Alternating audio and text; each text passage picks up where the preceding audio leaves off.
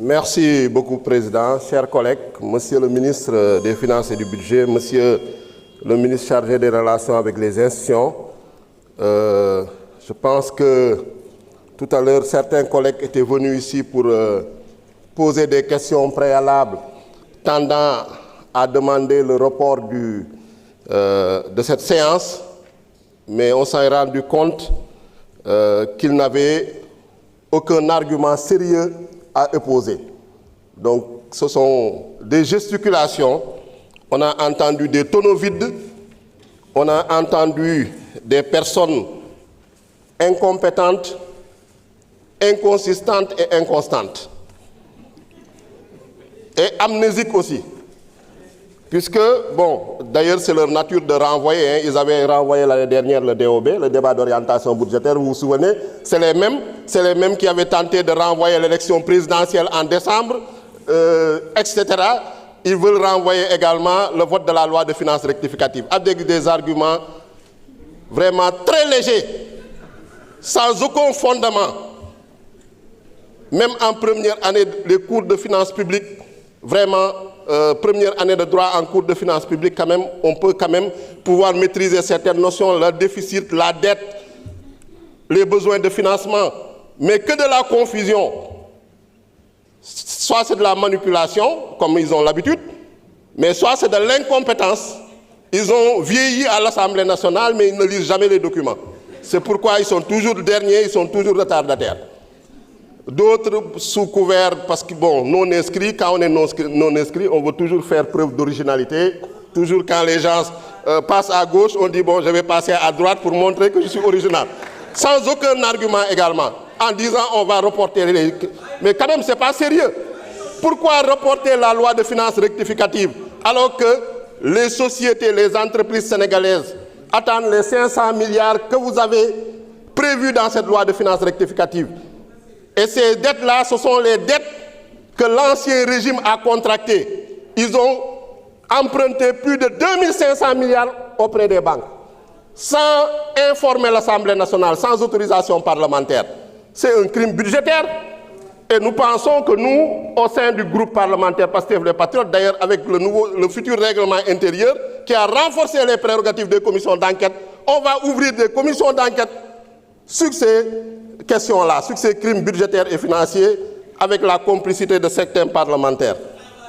Voilà, donc pour ce budget, cette loi de finances rectificative, je pense qu'elle vient à son heure, parce qu'elle répond vraiment aux conditions de l'article 47 de la loi organique relative aux lois de finances. C'est une traduction de l'agenda national de transformation, la vision Sénégal 2050, et vous avez effectivement pris en compte le cadre macroéconomique. Le cadre macroéconomique a été révisé. Croissance, prévision croissance 8,8%, nous avons 8%. C'est ça la sincérité et l'équilibre budgétaire. Mais malgré que baissena, mais nous s'accorde à dire que le Sénégal a la meilleure prévision de croissance dans toute l'Afrique. Donc nous pouvons être optimistes. Nous pouvons être optimistes parce que si nous avons une priorité d'investissement, c'est le développement humain, équité sociale, gouvernance, sécurité, secteur primaire, agriculture, élevage, pêche, énergie, courant, hydraulique, norme, également numérique, et organisation des Jeux olympiques de la jeunesse Dakar 2026 pour booster le tourisme. L'ol moy recouper les priorités des populations sénégalaises. Également, si nous avons si orientation, principale orientation, le programme de relance des secteurs porteurs de croissance. Lors de monsieur le ministre, une stratégie de relance. Parce que si stratégie de relance, vous avez 500 milliards pour faire bor yu nga xamné ñom ñoko lebon yu ci ëpp dañ ko détourné won sax mun naa ne parce que gis nañ ci ñu ci bëri ñu leen japp il paye des cautionnements de 500 milliards 300 milliards fuñ ko jëlé. Donc lolu da ngeen ci wara delluwaat pour rassurer en tout cas nos entrepreneurs, notre secteur privé. Delluwaat également sur tout ce qui est lié effectivement au soutien à l'investissement privé, relance investissement public. Je pense que c'est ça les vrais débats. Donc, pour nous divertir, je pense que cette loi de finances rectificative répond à toutes les conditions exigées par la loi organique relative aux lois de finances, notamment l'article 47.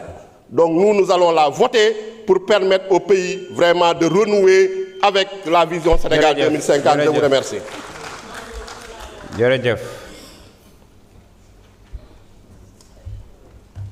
Merci beaucoup, honorable. La liste des orateurs étant épuisée, nous allons donner la parole. D'accord. Sur demande du gouvernement, nous allons suspendre pour 10 minutes.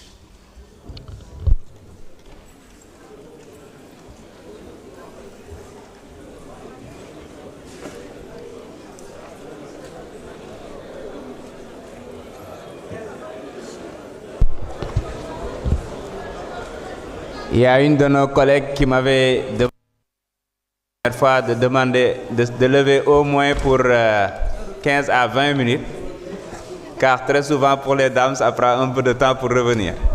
Donc, disons 20 minutes.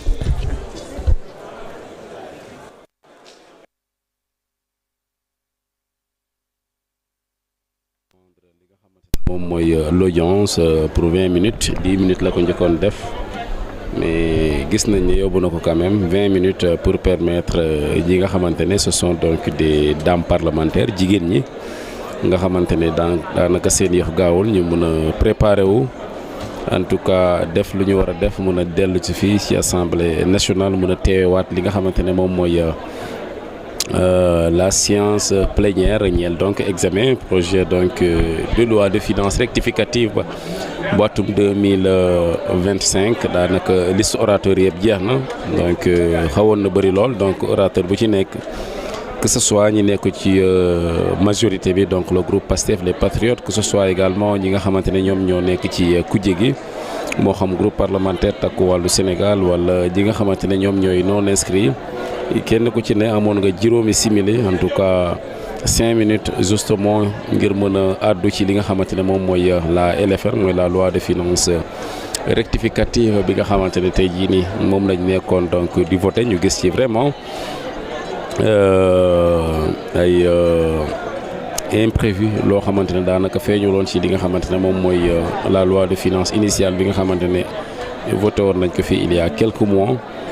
Donc jàppale ne bu ñu dellu see fii ci assemblée nationale donc salle plénière bi donc dans une vingtaine de minutes le ministre des finances et du budget Cheikh Tiba moom mooy jël kàddu daal di tontu interpellation yi nga xamante ne am na fi te mu bëri lool nag ci ay député yoo xamante ne ñenn ci majorité bi lañ far ñeneen ñi far ci li nga xamante ne moom mooy kujje gi ku ci mel ni Thierno Alassane Sall bi nga xamante ne député non inscrit la nekk donc njiital République des valeurs moom sax moom mooy premier orateur ki njëkk a jël kàddu wax ci budget bi ci sincérité bi wax également ci li nga xamante ne moom mooy les fonds politiques yi nga xamante ne daanaka à chaque prise de parole fii ci assemblée nationale du raté occasion pour ñëwaat ci fàttali kàddu yi nga xamante ne moom la premier ministre waxoon ca ba muy nekk ci kujje gi Ousmane Sonko jàpp ne fonds politiques yi ay fonds yu araam la donc du loo xamante ne lu baax la xanaa nag ñu bàyyi leen rek ak sunu naata